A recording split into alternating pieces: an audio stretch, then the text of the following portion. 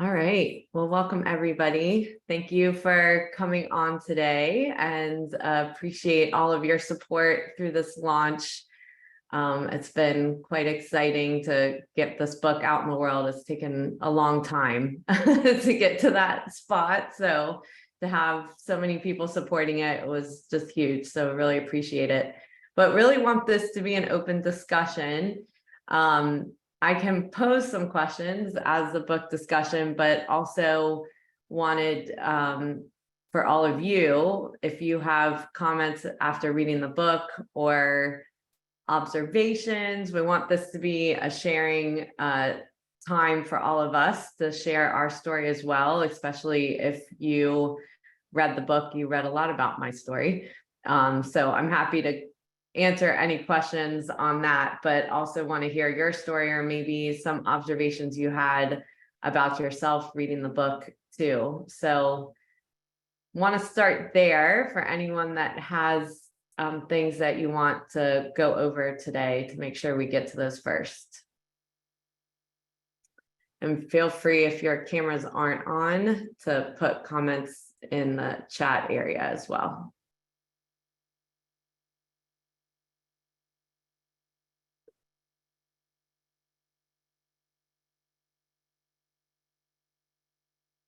All right, well, if you're not going to start, then I will.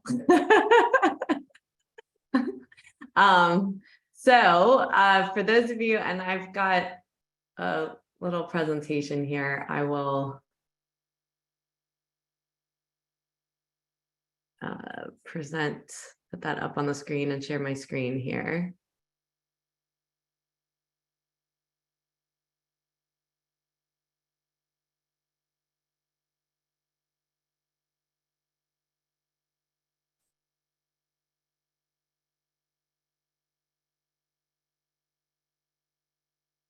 All right, can everyone see my screen okay?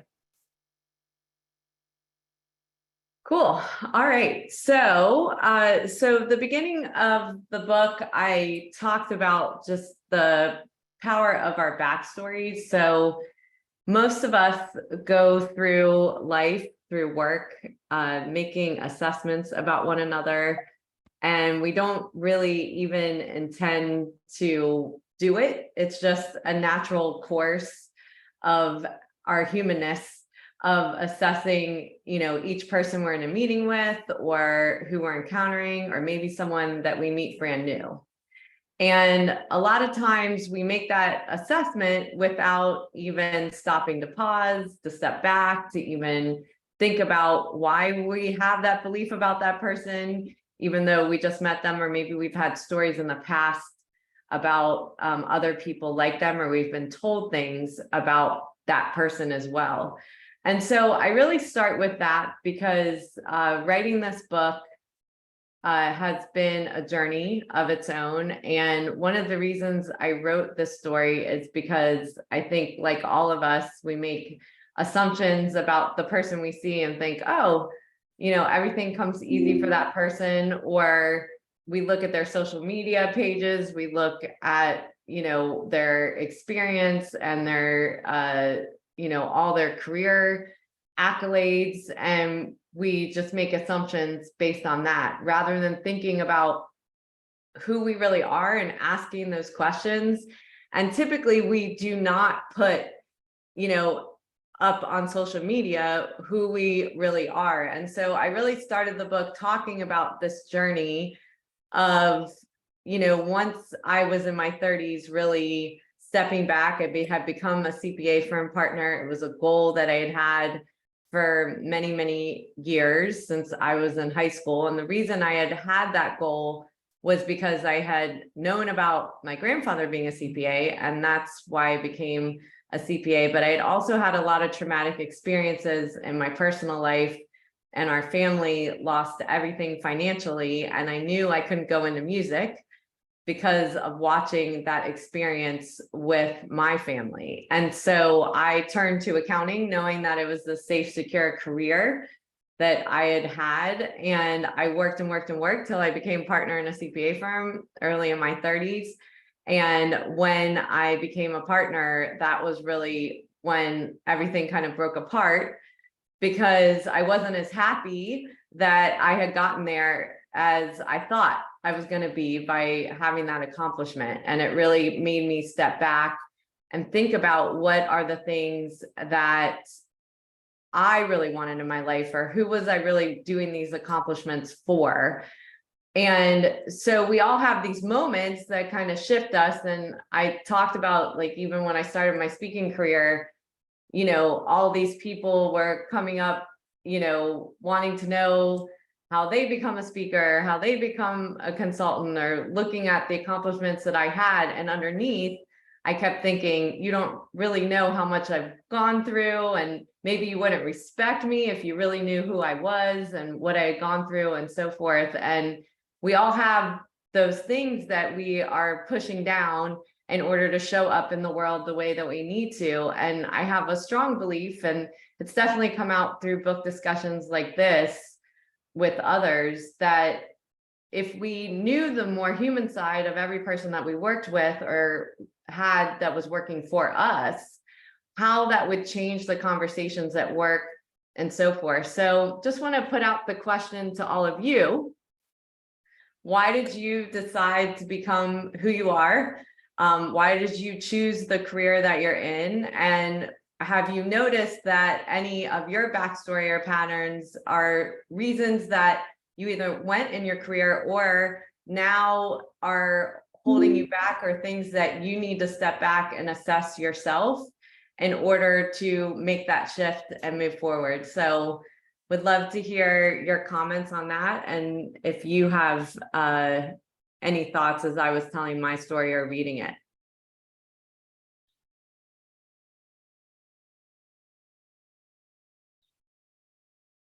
Anyone want to volunteer?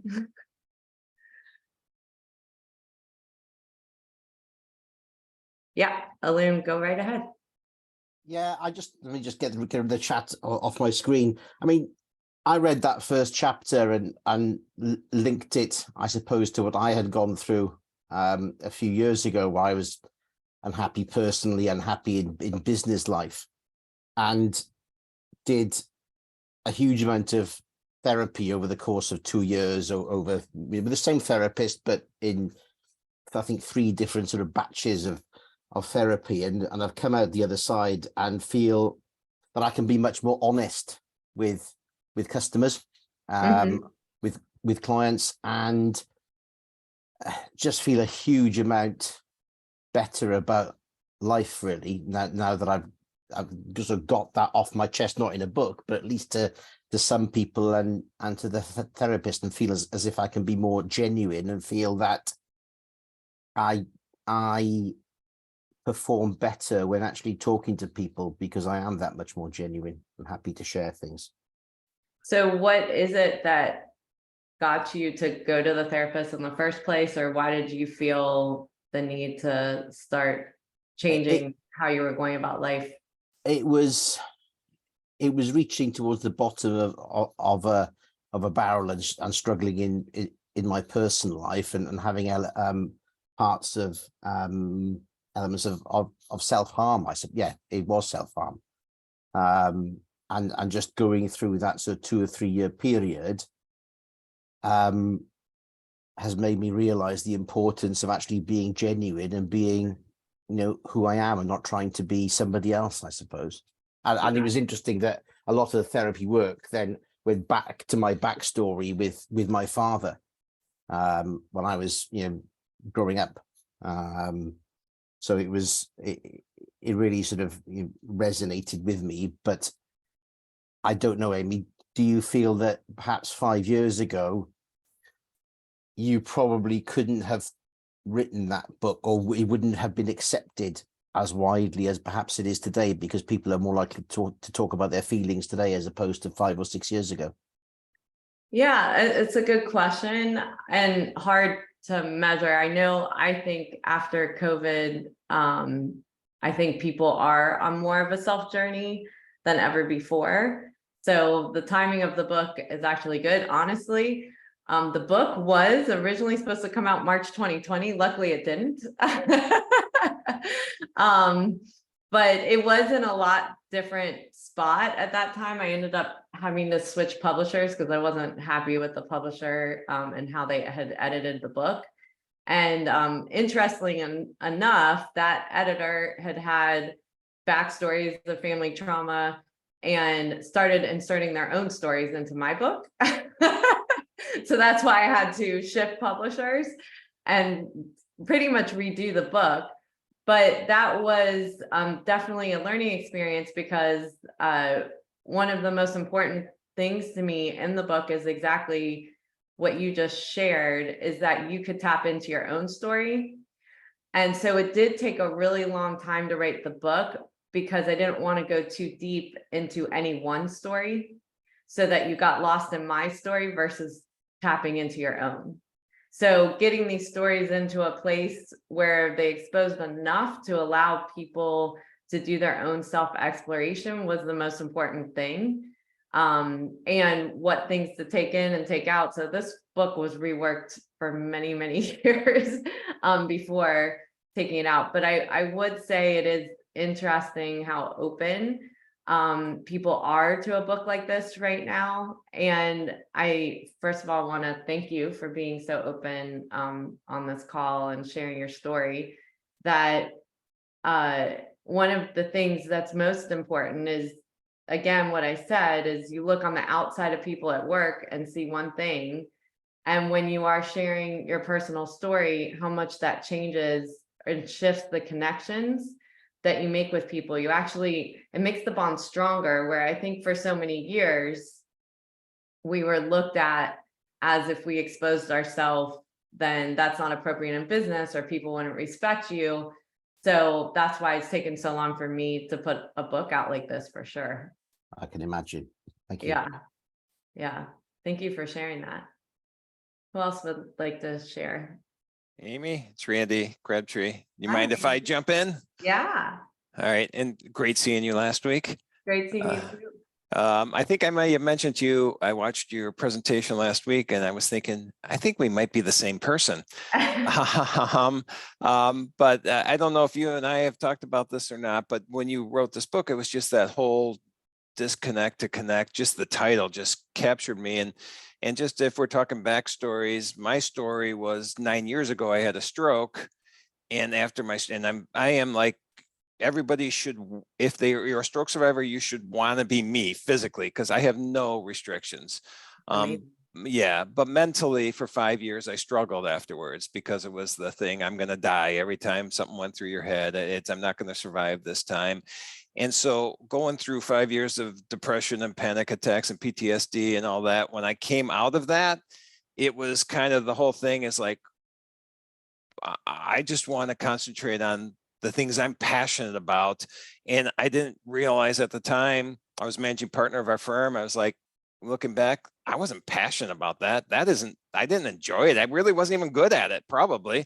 And it took me the stroke and the 5 years of going through, or I was about 4 years of going through what I did mentally.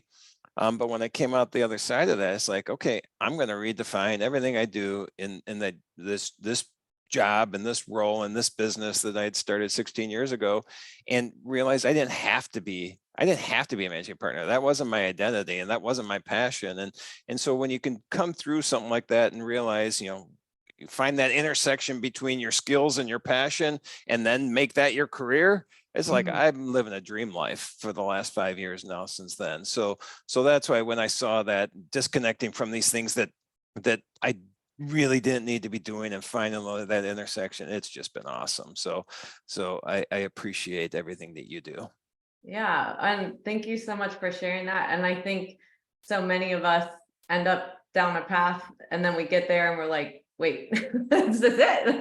This is not exactly what I thought it was going to be.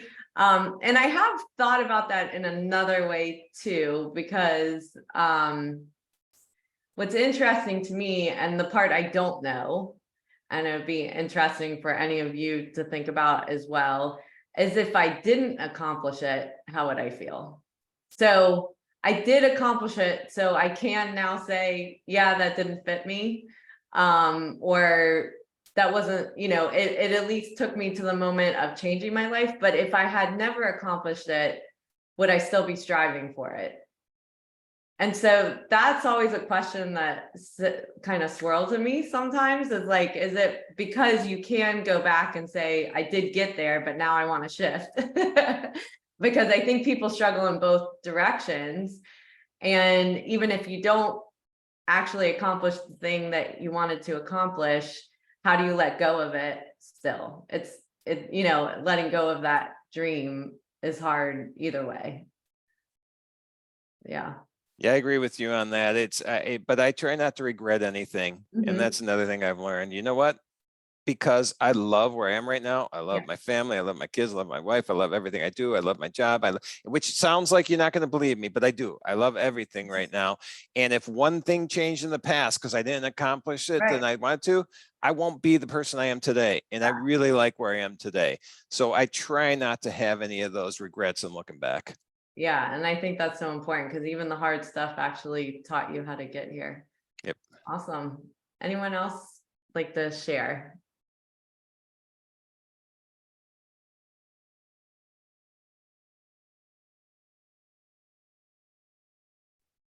I do have a question in the chat, and I'll answer that question as if somebody else wants to chime in, or if there is something that you want to chime in or put in a comment for me to address, I'm happy to do that. But the question was, did your reason for writing the book when you first thought about writing it change as you got closer to it being published?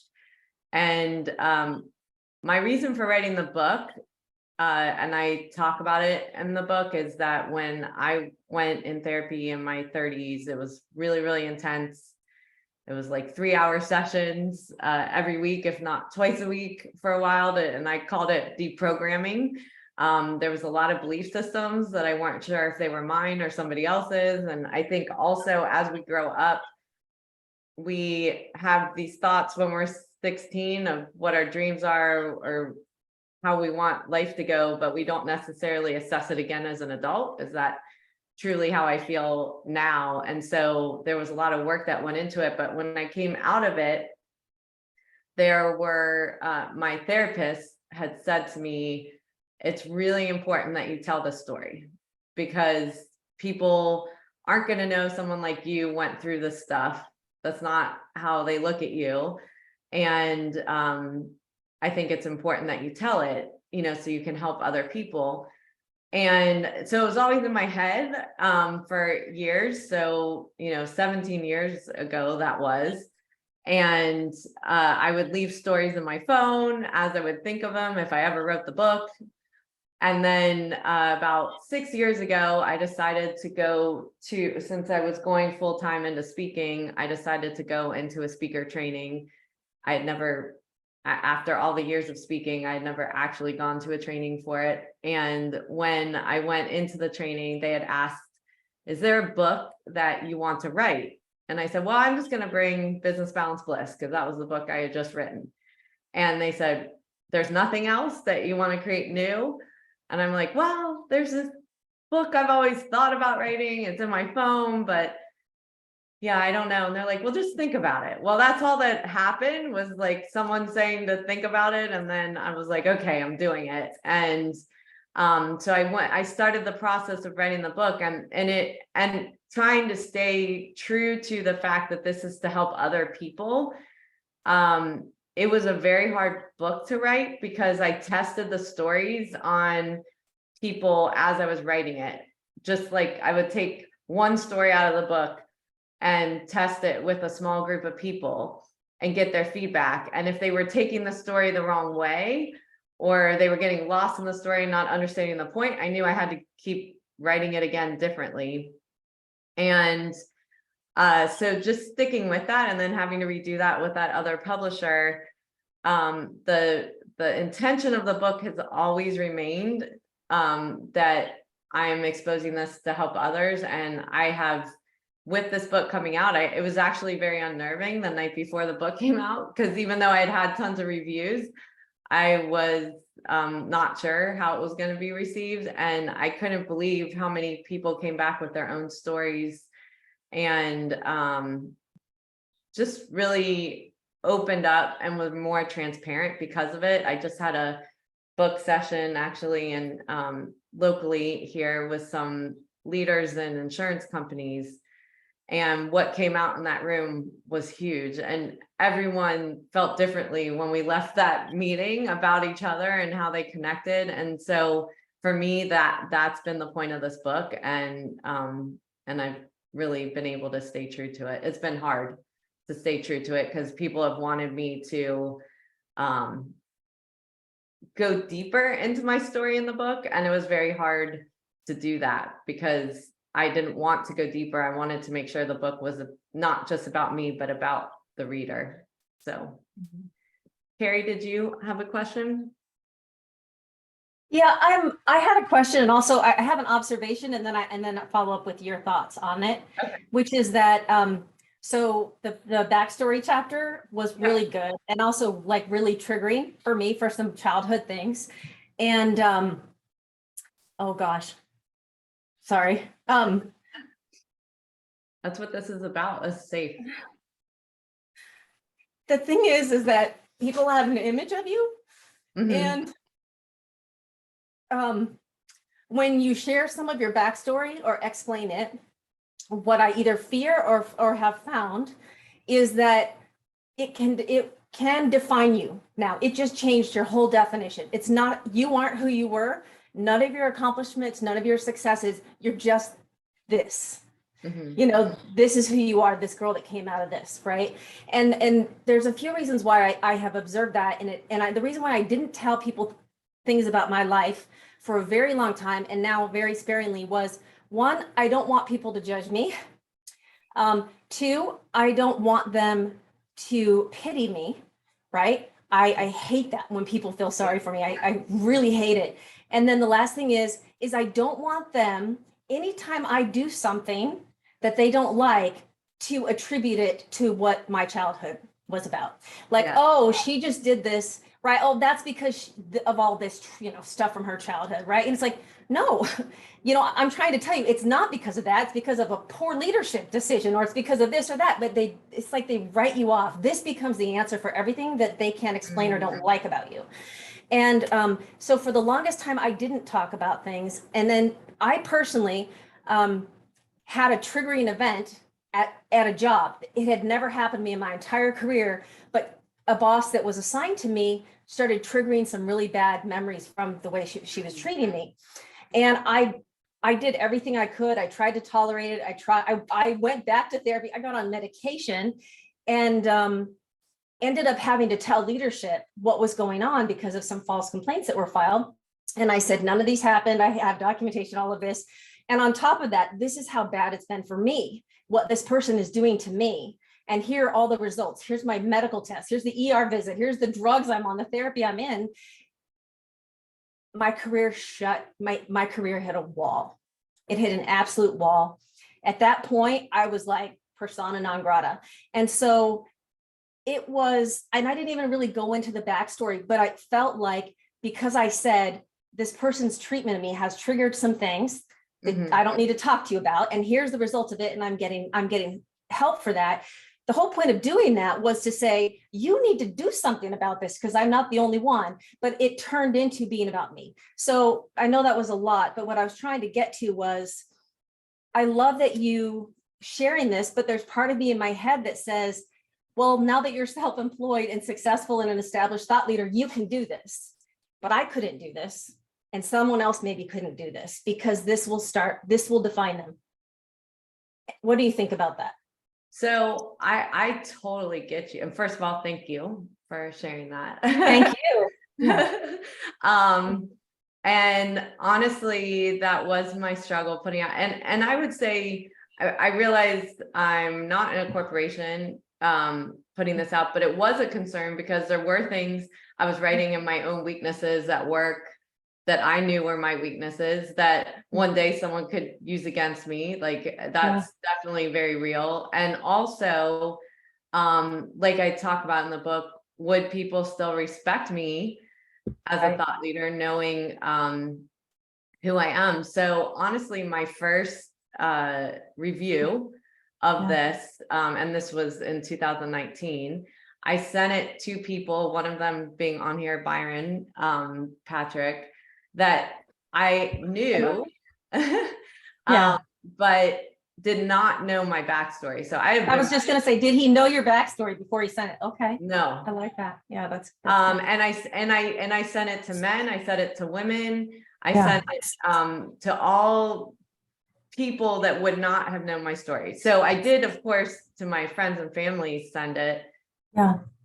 But I wanted to see what they thought. And to go to your point, one of my review question was for the people that were in the accounting profession, how do you think, certain areas of the profession would view me if this story. So that was a question they had to answer in it. So very much understand what you're saying. What ended up happening, like I'll use Byron as an example.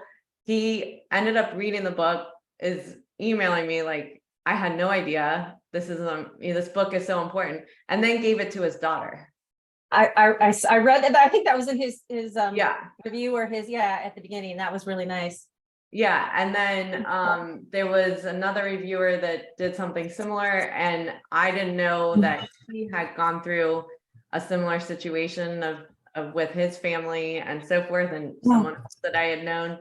And all these comments were coming back, which was showing me that I was on the right path with it. There were still edits that needed to be made and fixes, but I would say, like, I did have to feel that it was in a good spot and I was comfortable professionally and personally to put the book out. I do think, to Alun's point, this was a much better time period than I think in 2020. That's true. But the second thing that you said that I think is really important, and I actually read this in Brene Brown's book. And it was Atlas of the Heart. I think it was her last book that came out. But what she did was break down a lot of these emotional terminology. And one of the things you said was pity. And that got me, because that was my important part of this book. I did not want pity. I wanted to make sure that people found their own story in the book, that it wasn't just about me, right? And I don't feel pity. I don't feel negativity. I feel like, to Randy's point, like, yeah, it sucks, but I've remained like, I'm going to change this. I'm going to fix this. This isn't going to be my life. And so I wanted it to still be optimistic as well, that you can create change. But Brene Brown talked in the book about pity versus empathy. And when a lot of times as a yoga teacher, I have had to learn how to figure out how to handle this, because when you're a yoga teacher, a lot of people will come to you because they're emotionally opened up from a yoga class, come to you about their problems or whatever is going on, and you have to figure out how to meet them with empathy. Right. And compassion and empathy. The way Brene Brown broke it down was that you are sitting next to a person with them, supporting them, but not taking on their pain. And pity means that you're actually looking at someone as if you feel sorry for them. So there's a big difference on how you handle people's trauma, or how you handle different stories that are given to you. And then where are the lines between how much you take on in your body versus tell somebody, this is where I stop, and you've got to get therapy or go to a medical professional and so forth. And so I really use that as in both ways, where you're talking about in the work situation, what I've learned, and this is now at 49, not in my 30s, but dealing with a person like that, how do you get to the point of realizing it's their story, it's their journey, it's their path, and not allowing yourself to get sucked in to a negative space, right? Like, where do you put your boundaries at work and with others that create that negativity and can take you down a bad path, and realize they are on their own journey. And I talk about a work situation in the book as well that had happened, and realizing that a lot of times when that is happening, like you're saying, you're getting triggered, but they're getting triggered by something about you, and you don't Right. even know what that thing is. Right. So it's like figuring out how to separate and realize like this isn't personal, and then figure out how to make a choice for yourself, which I know Right. sounds like you did, but it's Yeah. a really hard practice. Right. But the thing about like all of these practices that I think is so important is that it is a practice. It's like exercising, it's like dieting. It's something you have to practice each day, so that when you're in those hard situations, you can breathe, you can pause, you cannot respond. Like it's like insurance, like you can't buy insurance when you need it. Right. And so these are all practices that when you're open enough and transparent enough to actually go get help for yourself, so that you know what is triggering you about other people, not always Okay. putting it on them, and then Yeah. how to separate yourself from that. Yeah. That's good. Thank you. Yeah, thank you. I had another comment come in. Have you received any negative feedback response from having the book out that you noticed, and how did you deal with it? So I can't say that I have, well, okay, I'll put that in two ways. There is one close friend of mine that got the book and didn't say anything to me. So it's not negative feedback, but it's withholding whatever they're feeling about the book.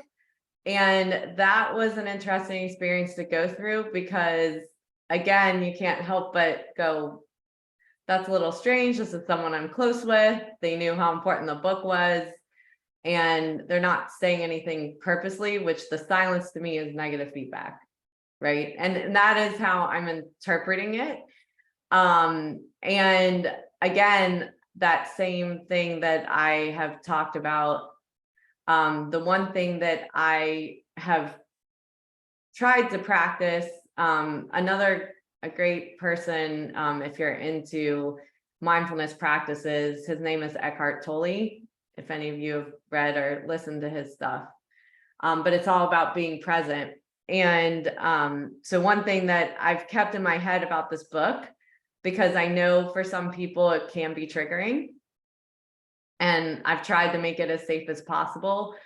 I was listening to a podcast with Oprah, and when Eckhart Tolle put out his book, The Power of Now, and they were doing like a 10-year thing anniversary with it, and he was going chapter by chapter.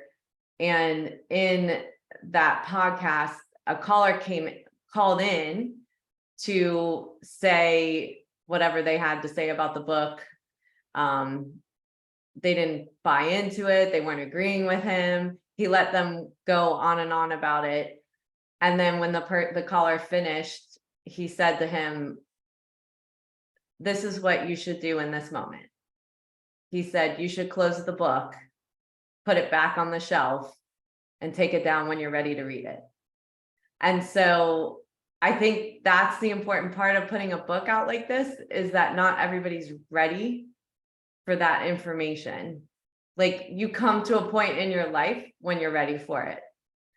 And when you're ready, you take the book back off the shelf and you read it again. And there might be little things in the book that right now you're not ready for, but you might be ready for in a year or 2 years, to go back and review it again. And that's the one thing I have to keep in mind about the book, that not everybody's ready for it. And when they're ready for it, it'll be here. So that would be how I've had to go through this in my mindfulness way of putting a book like this out.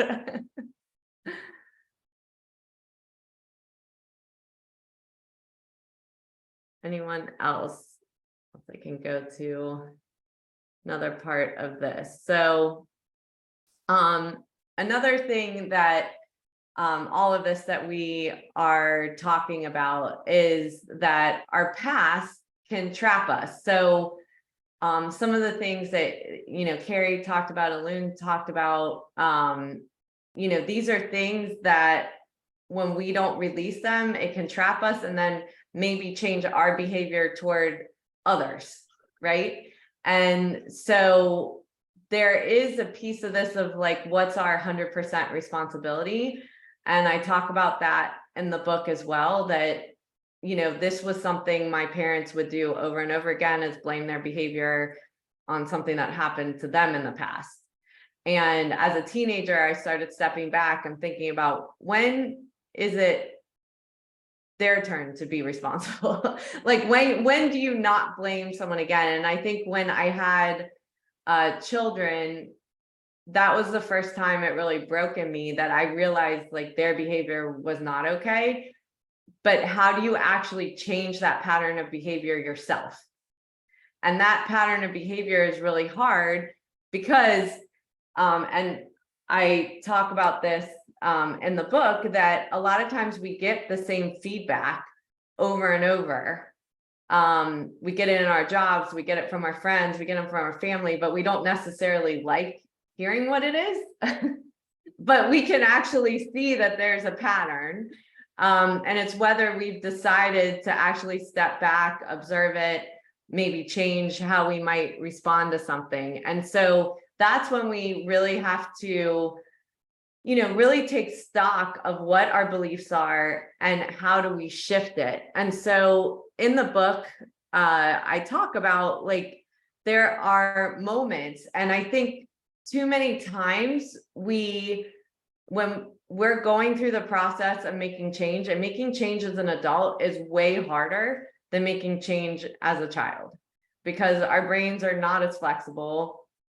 And really changing the way we react to things is a big deal to go through that process. And so it's really the small things that we can notice over time that gives us that opening, that there is freedom.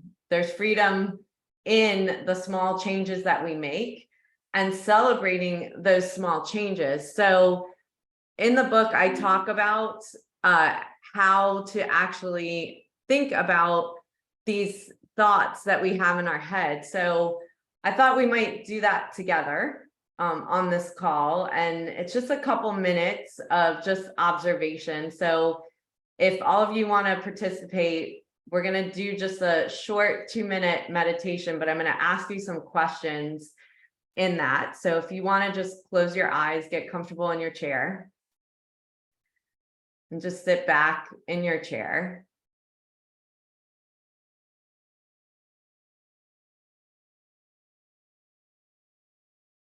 And just settle in, transition into your body, and just slow down your breath. So inhale, count 1. Exhale 2. Inhale 3. Exhale 4. And just keep that count going till you get to 10.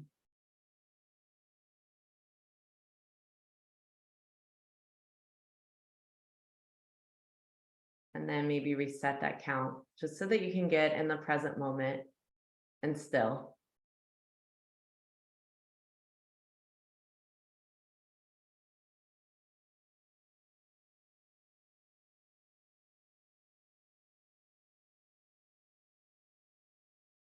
So I want you to just go back to what we've been talking about and think about maybe a negative thought you have about yourself that you might bring into the workplace or personally, but something that you notice as a pattern of thought that happens that no one else can see.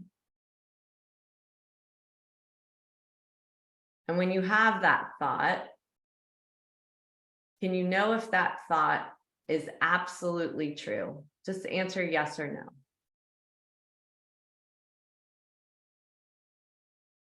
And if you think that it's true, can you absolutely know it's true? Yes or no?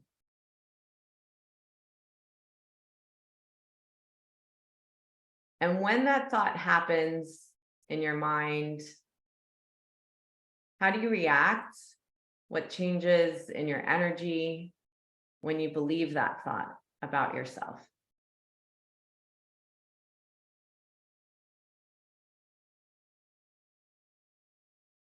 Now, if you were able to eliminate that thought or be intentional about releasing it, how would you feel without that thought? How might it change how you feel about yourself? Or maybe how you interact with others?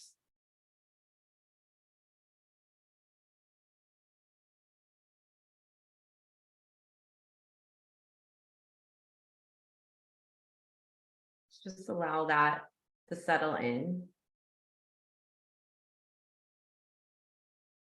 And when you're ready, come back to the space, maybe opening your eyes, coming back to a natural breath.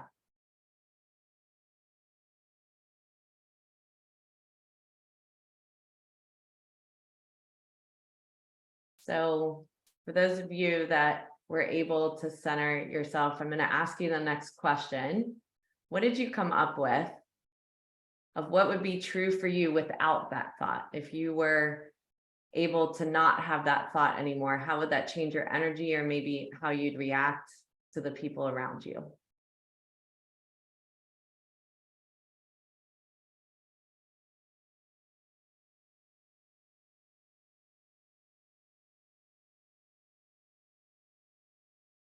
You can just say one word or sentence. It doesn't have to be a long thing.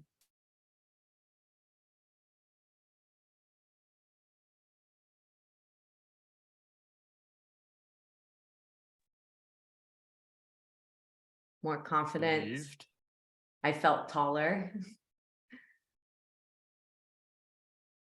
What else? Relieved. Relieved.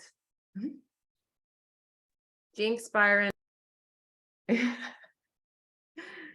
I felt lighter.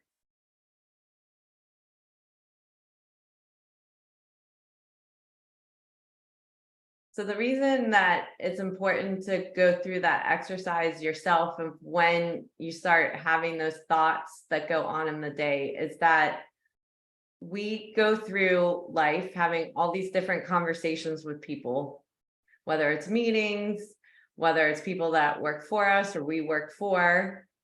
And the thing is, when we have those thoughts going on in our mind, no one else can see them, no one else, but it creates a certain energy in our body. And when we have that energy in our body, that is what we come into a meeting with or what we come into a conversation with. And then it affects the energy of the other person.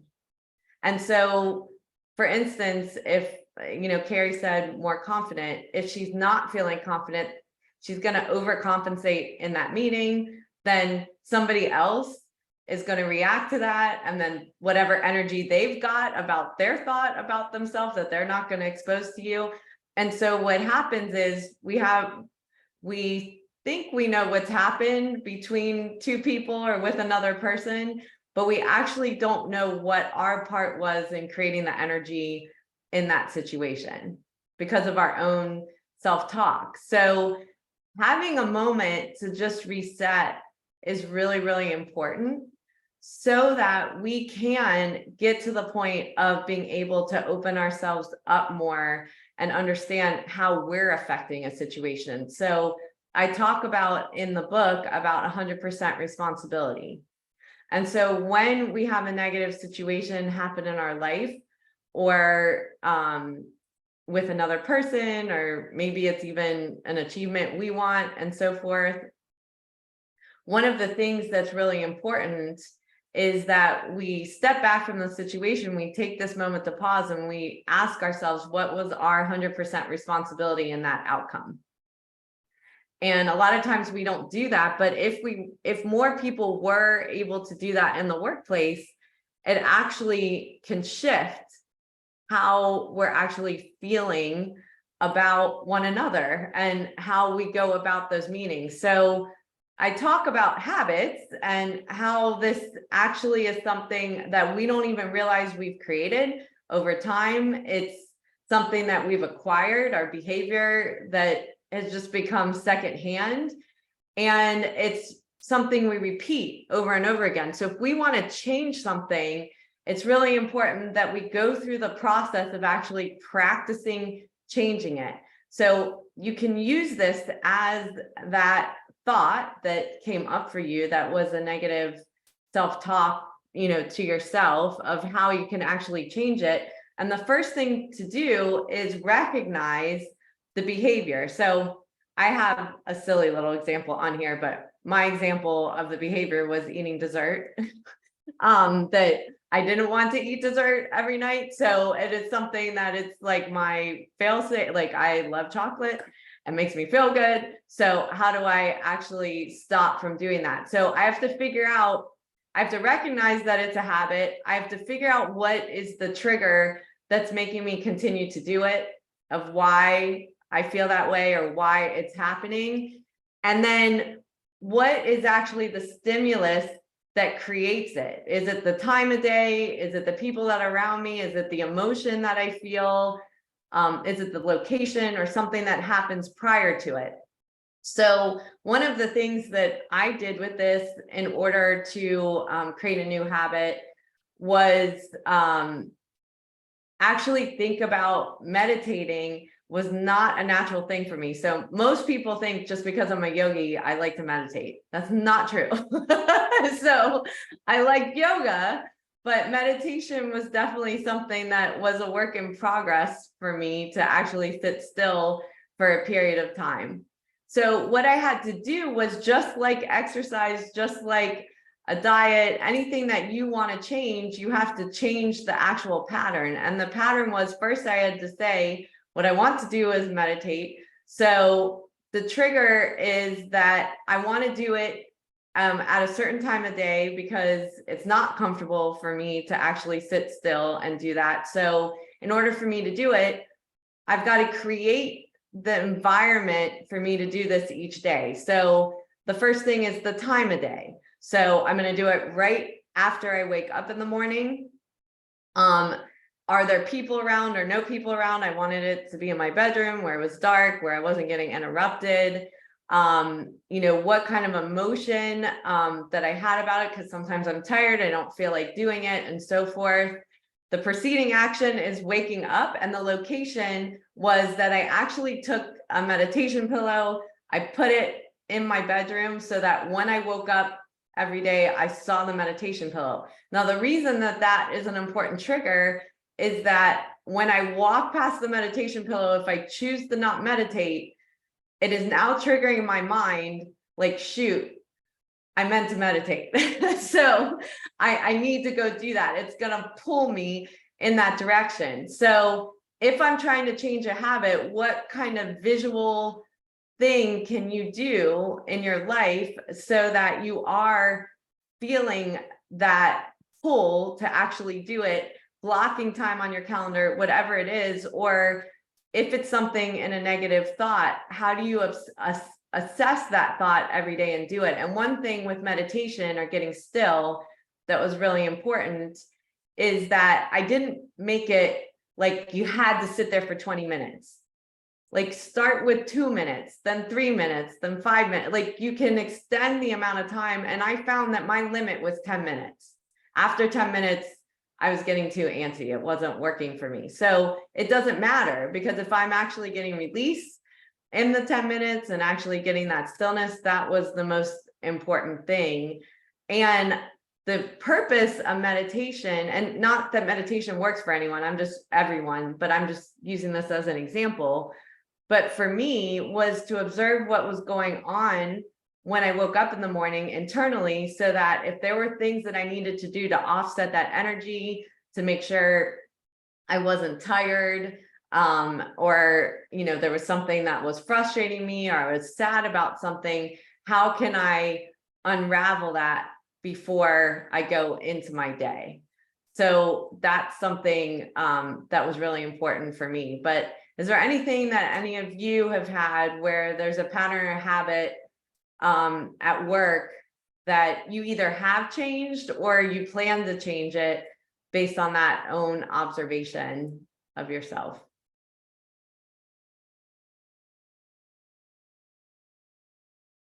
Or maybe when you were reading the book that you noticed.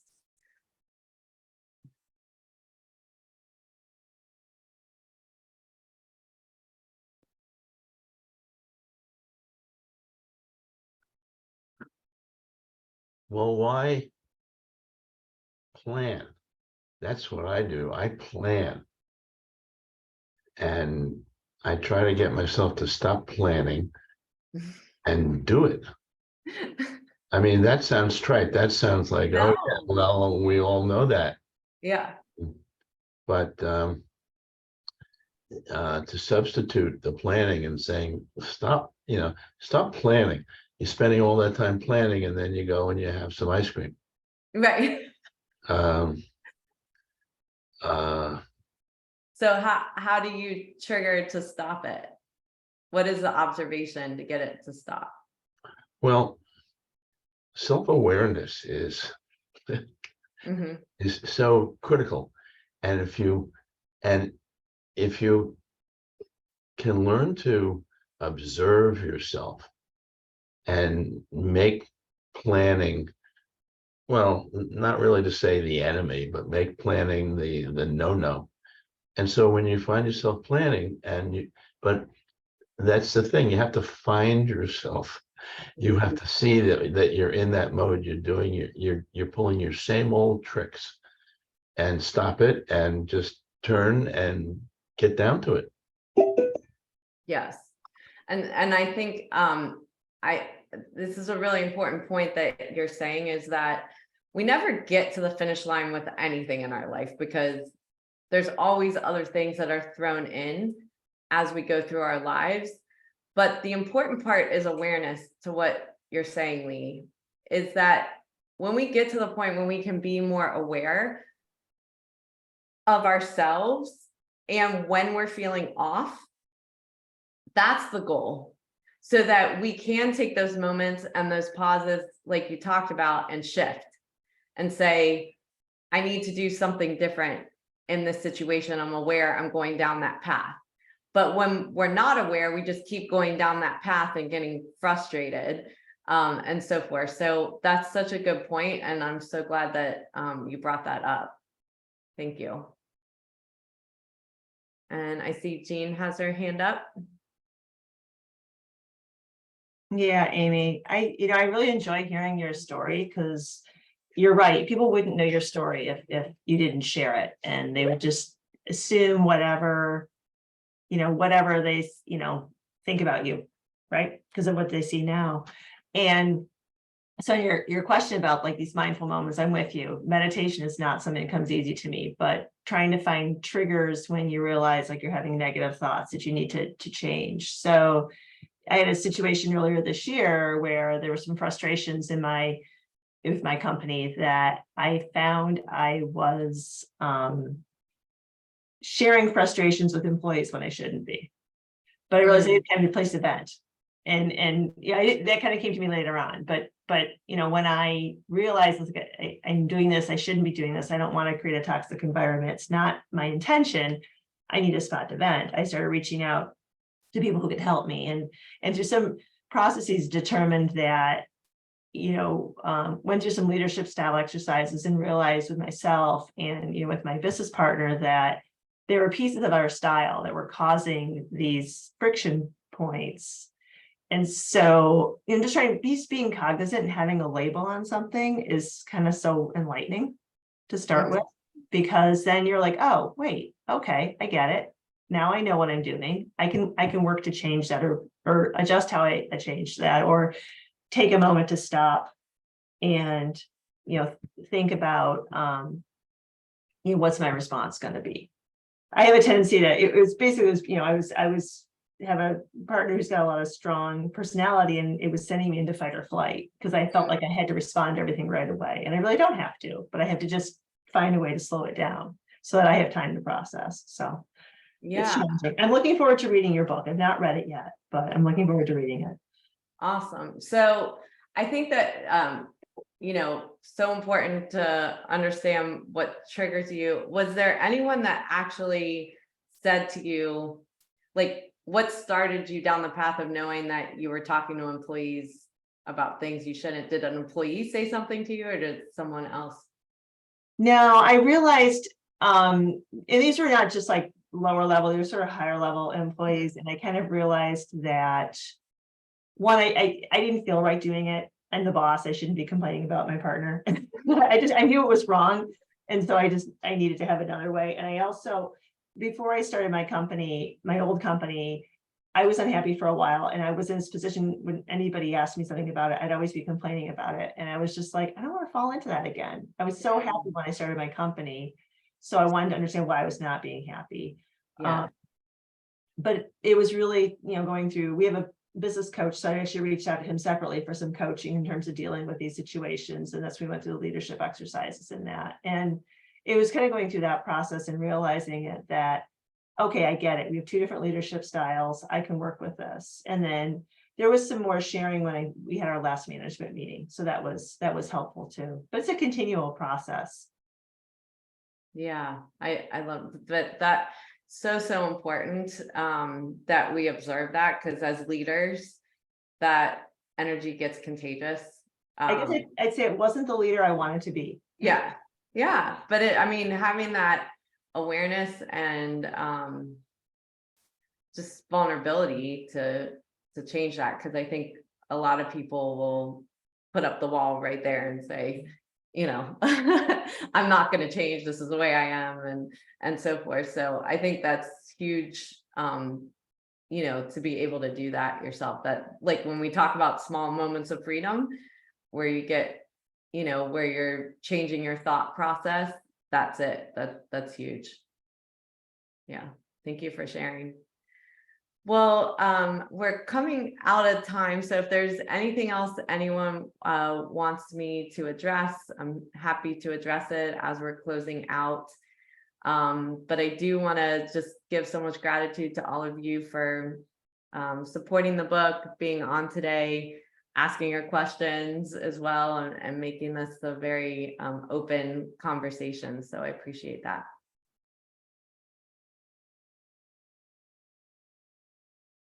And with that, we'll close out the session. So I'll put the recording up in our Facebook group so that you all have that available to you.